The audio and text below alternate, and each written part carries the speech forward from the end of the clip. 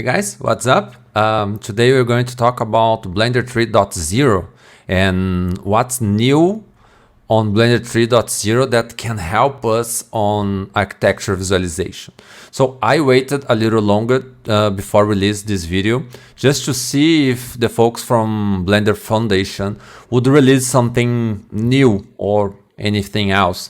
But until now, seems that we still have quite the same things. So I think the only thing that seems very important for us architecture visualizers is the asset browser. So let's take a look.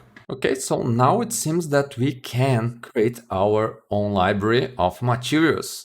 Not just materials, but many more, like scenes, animations, geometries, environments, and many others. So, okay, so let's take a look on Blender 3.0 and see by ourselves what's going on over there. Okay guys, so it seems a dream come true. If you go to this menu and search for asset browser, this one, then you can have access to it.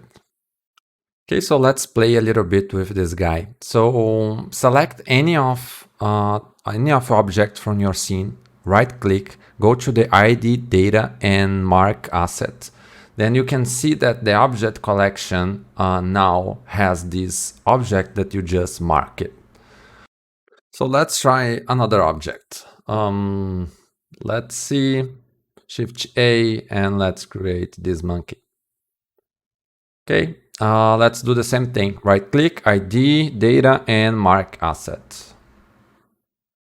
Okay, now we have two objects, and if you drag and drop it, it works as connector, and you can add as many objects to your scene. Let's try a material. Let me put a color on these objects, and let me see.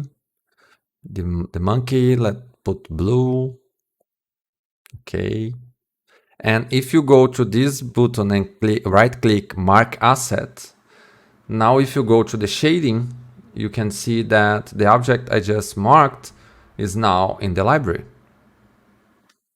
Okay, let's try to add a collection. Right click, ID data, mark asset, go to the objects and collections, and if you drag and drop it, the entire collection goes to your scene. Okay, very fun, right? So let's try an environment.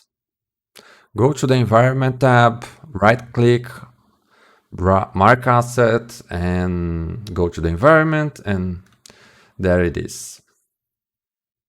Let's try a scene. Same thing, mark asset, and the entire scene is in your library. Yeah guys, as I said, it's a dream come true, and probably we won't have it very fast. It will take a little longer to have the final release of Blender 3.0 that we'll be talking about at the end of this video. But seems that when it comes, and when the time comes, we will have a lot of fun. Okay guys, so seems everybody's talking about the Cycles X. Let's take a look at it.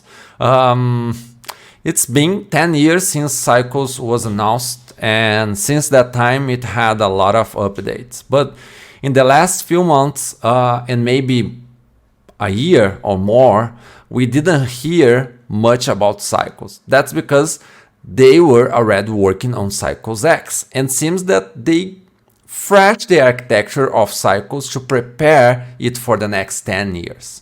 Okay, so let's take a look at the project.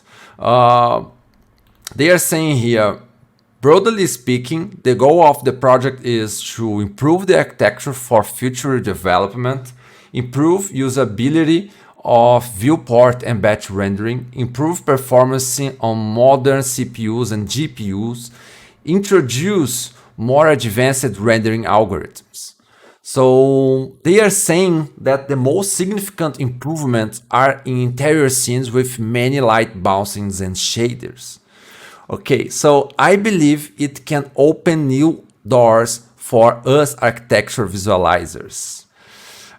Let's take a look on the preview they released 3 weeks ago.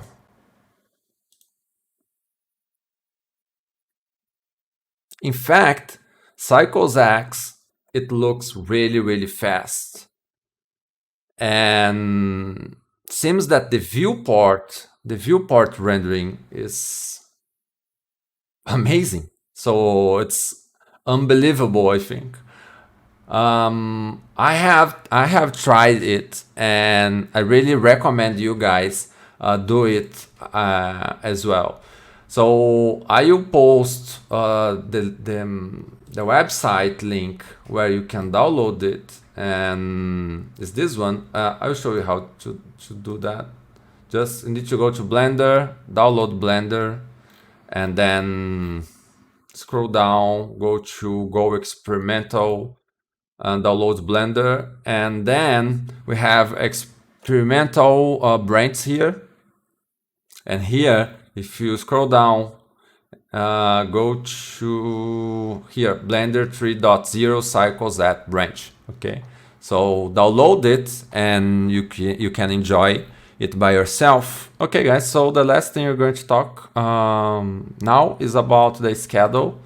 Blender are planning to release the Blender 3.0, the final release, on August 25.